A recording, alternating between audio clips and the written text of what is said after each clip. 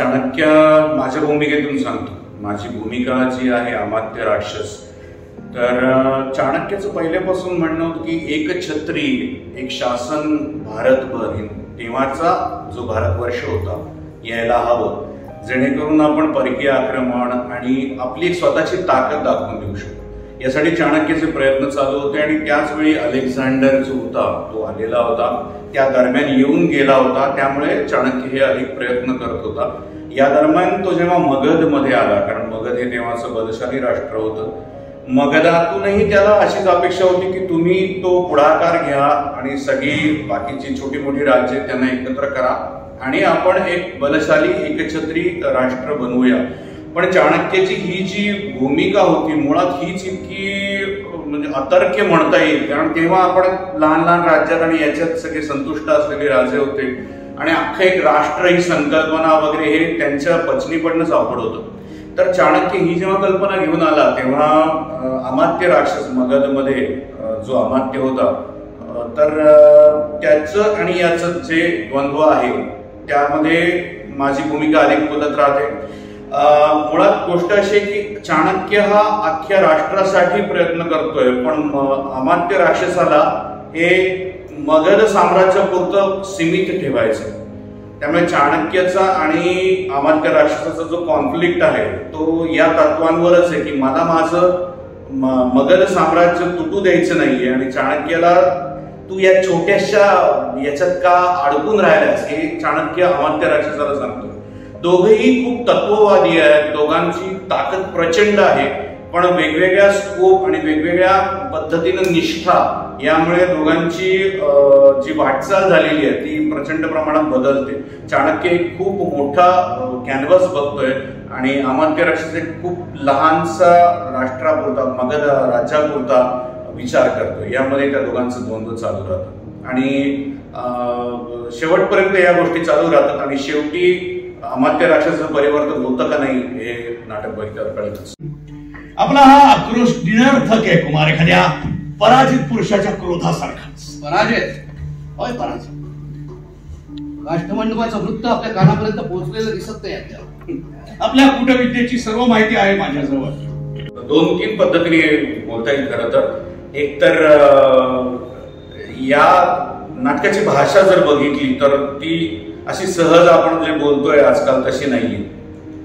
म्हणजे ती भाषा तुम्हाला मुखोद्गत करणं, जे आपण एरवी नॉर्मल नाटकांमध्ये पाठ करण्याच्या मागे जात नाही, आपण ते लक्षात ठेवतो, आपल्या पद्धतीनं करायचा प्रयत्न करतोय कलाकार म्हणून, पण इथे करताना ते मुखोद्गत करून त्याच्यातली लय जी आहे, जी मुळात लिखाणात होती, ती तोडता कशी येईल याचा प्रयत्न आमचा चालू होता प्रत्येकाचा.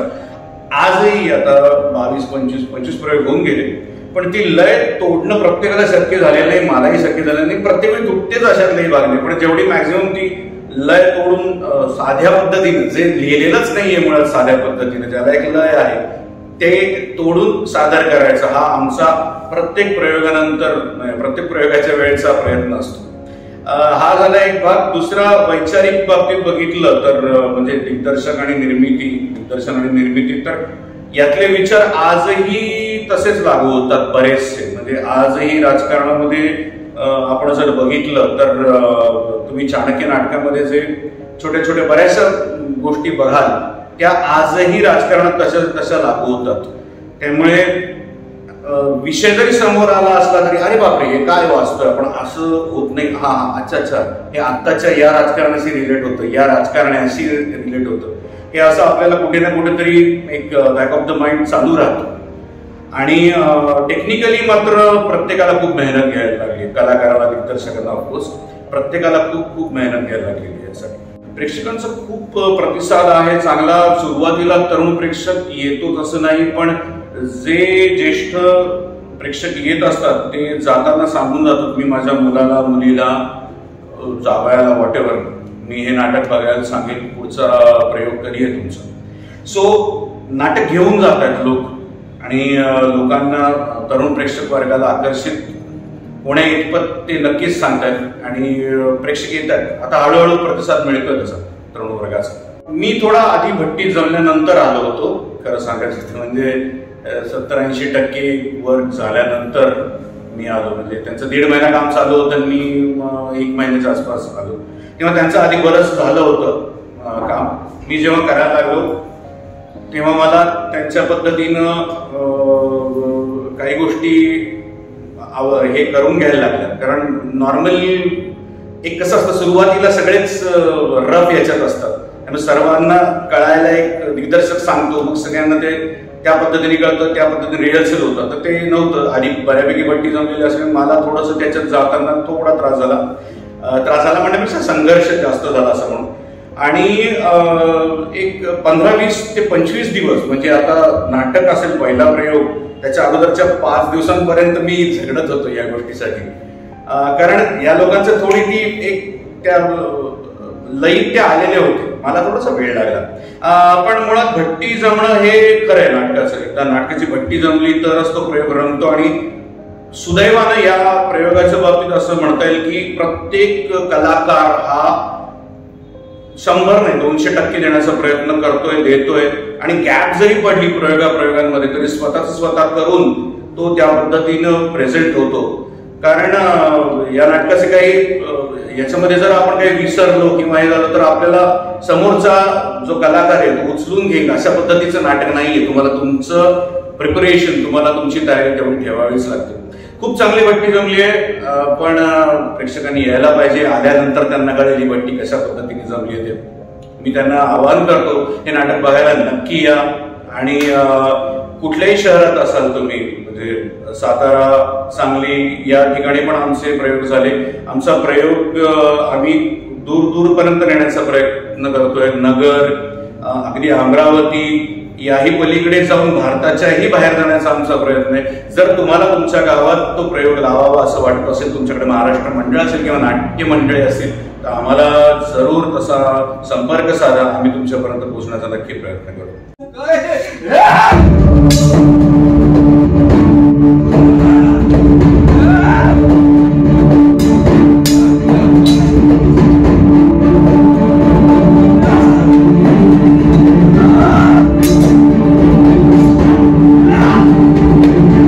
नमस्कार, माझं नाव चैतन्य.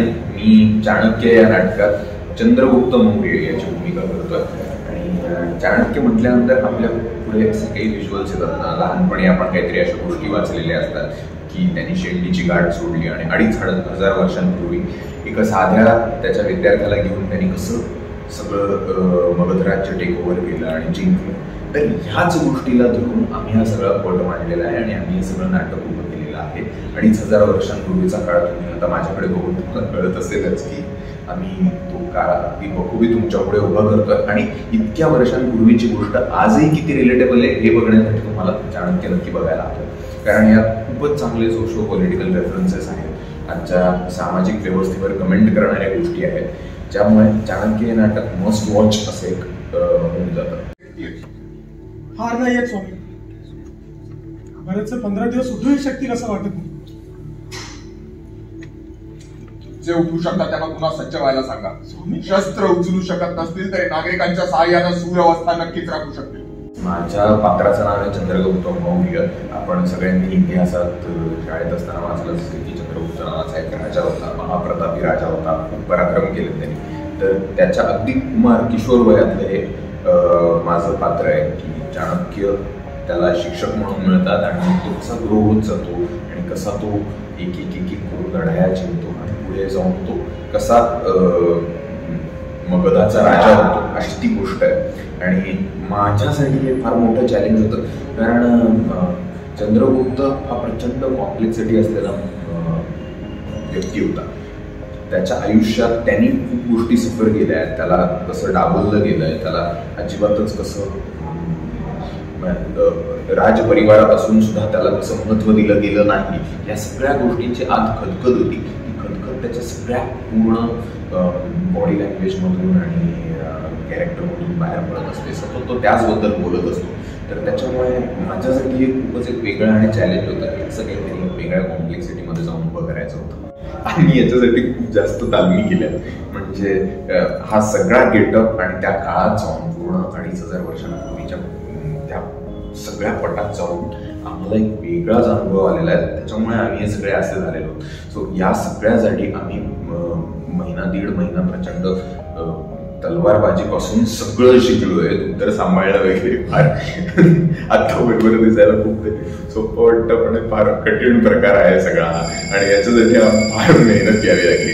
फक्त गंमत अशी आहे की 2500 वर्षांपूर्वीचा जरी काळ असला तरी सुद्धा आजही परिस्थिती तीच आहे असं आपल्याला बघायला मिळतं.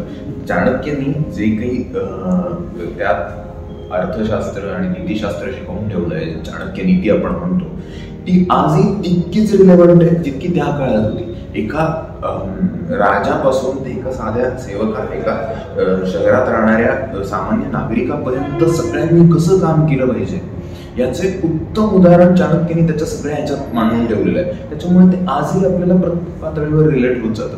म्हणून खरं तर चाणक्याची गोष्ट खूपच अपील होणारी आहे. दोन्ही प्रकारे म्हणजे मानसिक असेल आणि शारीरिक असेल दोन्ही प्रकारे आम्ही या सगळ्याचा खूपच अभ्यास केलाय. आमच्या दिवसभर नाटकासाठीच्या तालमी व्हायच्या आणि संध्याकाळनंतर आमच्या शारीरिक कवायती व्हायच्या. आमचे प्रॉपर एक ट्रेनिंग सेशन्स व्हायचे ज्याच्यात आम्ही लाठी चालवण्यापासून ते तलवारबाजी शिकण्यापर्यंत सगळं करत होतो. आणि मानसिक दृष्ट्या तर म्हणजे चंद्रगुप्त फारच अवघड होतं. सो तो एक वेगळा एक्सप्लोर करत जाणं, तिथपर्यंत पोहोचणं, त्याच्यासाठीची धडपड मेहनत करणं हा एक वेगळा टास्क होता माझ्यासाठी. आतापर्यंत खूपच कमाल प्रतिसाद आहे. जे कोणी येतंय ते प्रचंड कौतुक करत आहे. सगळे प्रयोग जवळजवळ चांगल्या बुकिंगमध्ये आणि खूप तुडुंब प्रेक्षक प्रतिसादात जात आहेत आणि त्याच्यामुळे आम्हाला फारच उत्साह ऊर्जा मिळतीये तुमच्यामुळे. त्यासाठी तुमचे खूपच मनापासून आभार. अशा अन्यायी राजाच्या विळख्यातून प्रजेला मुक्त करणं हे आपलं कर्तव्य आहे कुमार मौर्य. समूह धनानंद कसाही असला तरी माझा सगोत्र आहे. परकीयांच्या साह्यानं सगोत्राची हत्या. होय, तो सगोत्र जर नरपशु असेल तर त्याची हत्या योग्य आहे कुमार. नमस्कार, मी कृष्णा राजशेखर. चाणक्य या नाटकात मी सुमोहा हे पात्र करतेय. आणि चाणक्यासारखं कॅरेक्टर जेव्हा रंगभूमीवर येतं तेव्हा ज्या गोष्टी आपण वाचलेल्या असतात किंवा तितक्याशा आपल्याला माहीत नसतात त्या गोष्टी खूप त्या नाटकाच्या अनुषंगाने एक ऍक्टर म्हणून पण शिकायला मिळतात. तर त्या प्रोसेसमधनं मला तो काळ 2500 वर्षांपूर्वीचा आणि त्यावेळची राज्यव्यवस्था असेल, समाजव्यवस्था असेल, या सगळ्याची माहिती मला मिळाली. आणि त्यातून सुमोहा हे पात्र करताना त्या तत्कालीन स्त्रियांची जी परिस्थिती होती, म्हणजे त्यावेळच्या राजकन्या असतील किंवा साधारण आदिवासी स्त्रिया, आटविक स्त्रिया ह्या असतील, सगळ्यांची साधारण स्थिती एकसारखीच होती आणि त्यांना त्यांची स्वप्न साकारता येत नव्हती. त्यांच्या इच्छा, आकांक्षा ह्या त्यांना बाजूला ठेवाव्या लागत होत्या. तर माझं जे पात्र आहे सुमोहा ही आहे गांधाराची राजकन्या आणि मगधाचा नरेश धनानंद याची ती महाराणी. आणि हा विवाह तिच्या इच्छेने झालेला नाहीये आणि राजकारणाचा किंवा राजकीय मैत्रीचा एक भाग म्हणून तिला या विवाहात हा विवाह तिचा झालेला आहे. तर ह्यात म्हणजे तिची एक राजकन्या म्हणून जी परवड झाली आपण असं म्हणू, तर ती मला या सगळ्यात साकारायला मिळाली. बाबा, इथलीशी चिंगारी भट्ट जंगल जाई टाकस. वनवा पेटाळाच वनवा.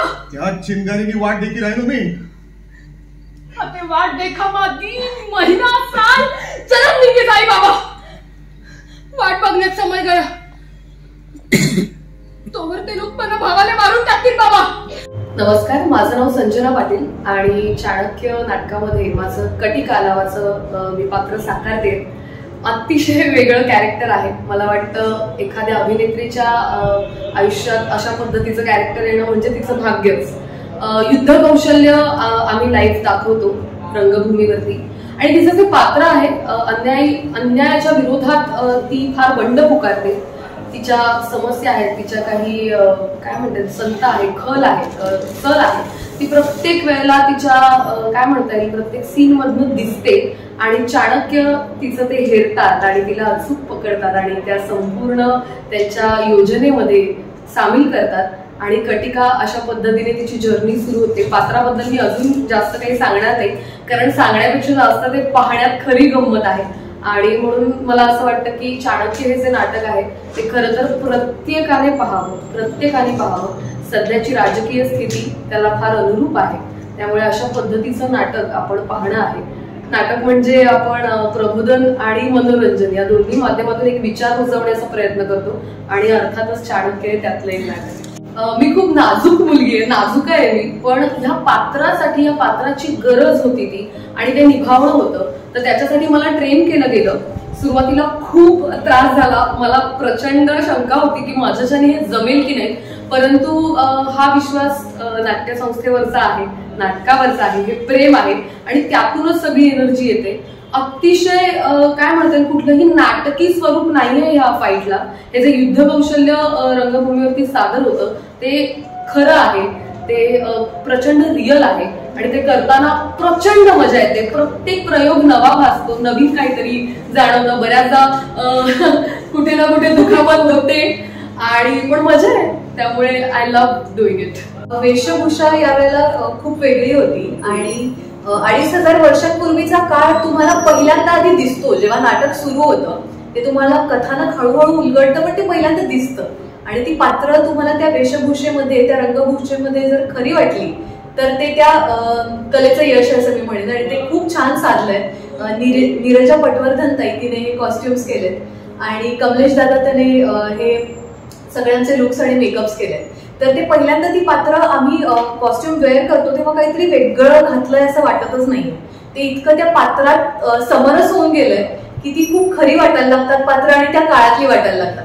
आता ऑब्व्हियसली आत्ताच्या काळात आपण तशी वेशभूषा परिधान करत नाही तर त्यामुळे ते कॅरी करण्यासाठी आम्हाला खूप रिहर्सल करावी लागली आणि ते सांभाळत सगळं आपलं भूमिका मांडणं याच्यासाठी आम्ही थोडी प्रॅक्टिस केली आणि त्यानंतर आता हा इतका रुटीन असा भाग झालेला आहे की अगदी मला 2500 वर्षांपूर्वी जाऊन सुद्धा मी त्याच्यात कायम वावरू शकते असं वाटतं.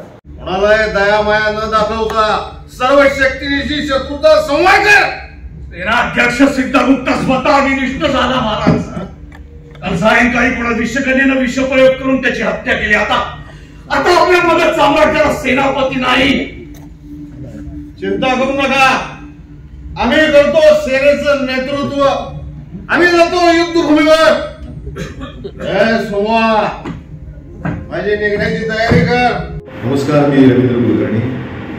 चाणक्य या नाटकासंदर्भात गेली 3 वर्ष मी आणि चाणक्यांची भूमिका करणारे शिरीष दादा 3 वर्षांपूर्वीपासून आमची या नाटकाबद्दल चर्चा चालू होती. हे नाटक आम्हाला करायचं होतं कारण आम्ही अश्विनी तरी पूर्वी या नाटकामध्ये एकत्र होतो आणि त्या नाटकामध्ये काम करण्याच्या आमचे या नाटकाचे दिग्दर्शक प्रमोद जोशी असतील, माझा सहकलाकार जितेंद्र आगरकर असेल, श्रद्धा कोकणकर असेल, ही टीम आणि शैलेश अशी आम्ही टीमची मिटिंग होत गेल्या आणि हे नाटक करण्याचं ठरवलं.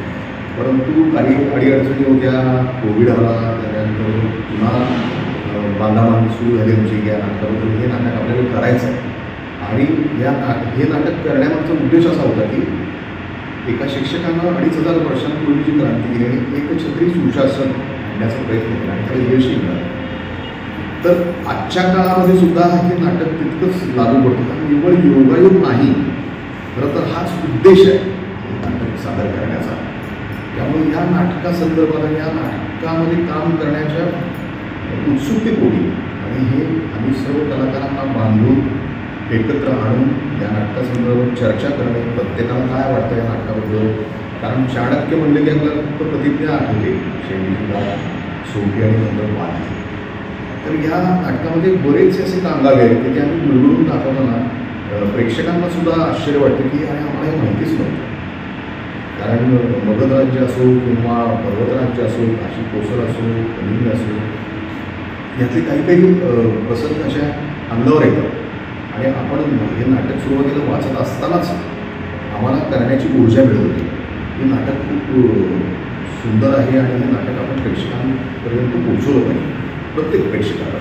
आणि खरोखरच आज काळाशी गरज आहे की नाटक लहानांपासून मोठ्यांपर्यंत सर्व वयोगटातल्या लोकांनी पढावं आणि विचार करावा की आज आपल्या राजकारणामध्ये स्थिती चाललेली आहे. थोडा प्रकाश पण या नाटकामुळे पडतो बऱ्याचसा, कारण काही काही अशी वाक्य आहेत या नाटकामध्ये, त्या वाक्यांना प्रेक्षकांकडून टाळ्यांच्या गजरामध्ये प्रतिसाद मिळतो. आणि हे नाटक जसं जसं आम्ही करत गेलो तसं तसं प्रत्येकानं प्रत्येक आपापल्या भूमिकेचा अभ्यास करून काही अडीअडचणी असतील तर ज्येष्ठांचं मार्गदर्शन घेऊन या नाटकामध्ये जान पोचण्याचा आम्ही प्रयत्न केला. तक्षशिलेहून कधी आलात आपण? तक्षशिलेहून नाही कुमार, कोसलहून येतो. कोसलहून? वीरत्वाचा शोध घेतोय भारतवर्षात. पश्चिमेपासून पूर्वेपर्यंत व्याप्त या भूमीवर केवळ एकच नरसिंह सापडला. नाटक खूप छान, म्हणजे चाणक्य आता पुन्हा वाचावं असं वाटलंय. बरेच दिवस होतं हिंदी मनोज जोशींचं काही बघता आलं नाही, पण शैलेश दातारांचं जे अनुराग आणि काम खूप छान, म्हणजे प्रश्नच नाही आहे त्याच्यात. आणि माझ्याबरोबर आहेत त्या स्नेहांची हेल्पलाईन या NGO म्हणजे व्हिज्युअल एम्पायर्ड NGOसाठी काम करणाऱ्या त्याच्या फाउंडर आहेत. त्या स्वतः व्हिज्युअल एम्पायर्ड आहेत. त्यांनी नाटक त्या आवडीने नेहमी बघतात, ऐकतात. त्यांच्या पण जराशी प्रतिक्रिया घ्यातो. बोलपर्यंत नाटक मला आवडलं, त्यात व्हिज्युअल्स होते, पण माझ्या काहीतरी मंदतीत मला ते सांगत होती. आणि बराच जो इतिहास कधी कधी आपण विसरतो तो आठवतो आपल्याला, आणि त्याच्यामुळे आपण ते नाटक एन्जॉय करू शकतो.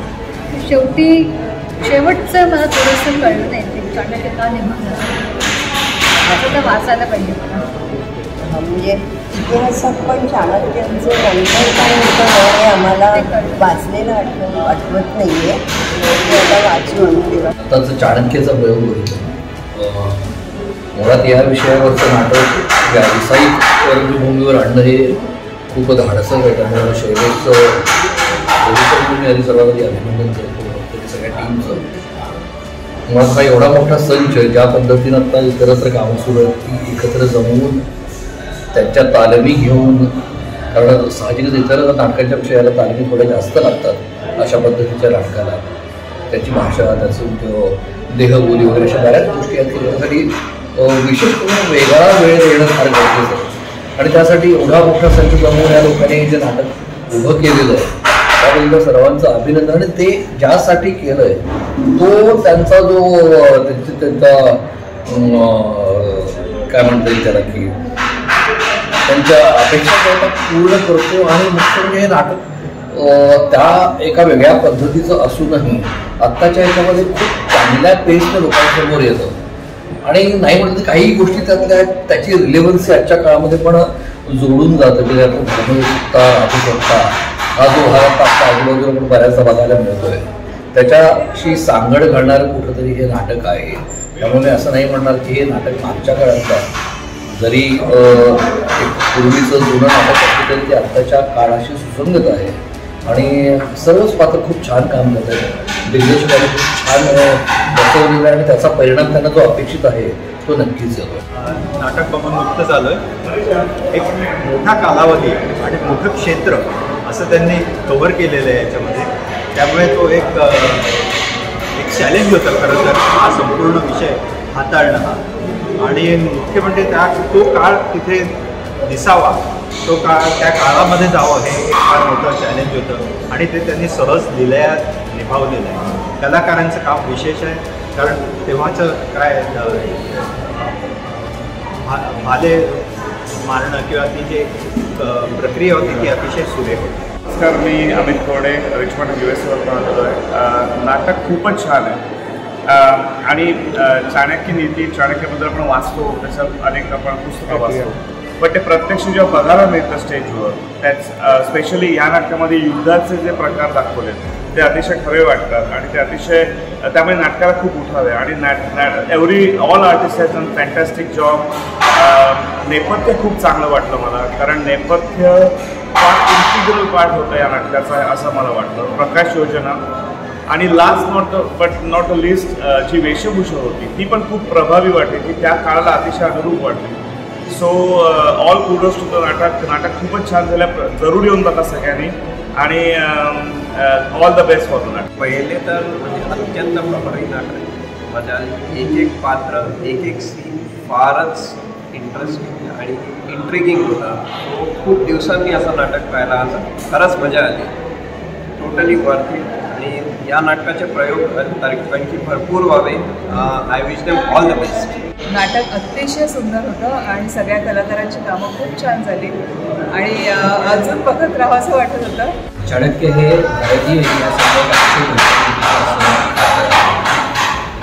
आणि म्हणूनच हे नाटक अत्यंत अवघड आहे.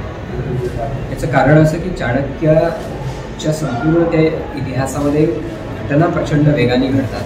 ह्या सगळ्या घटना मांडायच्या, पण त्याचबरोबर चाणक्याचा जो थॉट आहे किंवा राजनीती किंवा राजकारण याबद्दलचं चाणक्याचं जे स्वतःचं चिंतन आहे ते सगळंसुद्धा नाटकातनं येणं आवश्यक आहे. आणि या नाटकामध्ये या दोन्ही गोष्टी अतिशय सुरेख पद्धतीने येतात. म्हणजे एका बाजूला रंजन आहे आणि त्याचबरोबर चाणक्याचा जो थॉट आहे तो सुद्धा या नाटकामध्ये अतिशय प्रभावीपणे येतो. आणि त्याचं मुख्य कारण म्हणजे प्रणवनी ज्या पद्धतीने ते बसवलेलं आहे. शैलेश दातारची मुख्य भूमिका आणि त्याच्याबरोबर काम करणारी सगळीच मंडळी वेगवेगळ्या भूमिकांमध्ये इतक्या सुरेख पद्धतीने ते सगळं मांडतात की एक अतिशय सुंदर असा नाट्यप्रयोग पाहिल्याचा एक अनुभव आपल्याला येतो. टीमवर्क अतिशय सुंदर आहे. बाकी बॅकस्टेज आणि या सगळ्या गोष्टी कॉस्ट्यूम म्युझिक या सगळ्या सुंदर आहेत. पण सगळ्यात महत्त्वाचा भाग म्हणजे आपण जाताना तो सगळा काळ बरोबर घेऊन जातो आणि त्याचबरोबर चाणक्याची राजनीती या संदर्भातली सगळी फिलॉसॉफी आपण बरोबर घेऊन जातो. अतिशय प्रभावी नाटक आहे आणि व्यावसायिक रंगभूमी आपली किती वैविध्यपूर्ण आहे ते परत एकदा सिद्ध करणारं नाटक आहे. अत्यंत प्रभावी आणि सगळ्यांनी पाहिलंच पाहिजे. आजच्या काळाला अतिशय रिलेव्हंट असलेलं हे नाटक आहे. इतकं सुंदर नाटक केल्याबद्दल संपूर्ण टीमचं अत्यंत मनापासून अभिनंदन.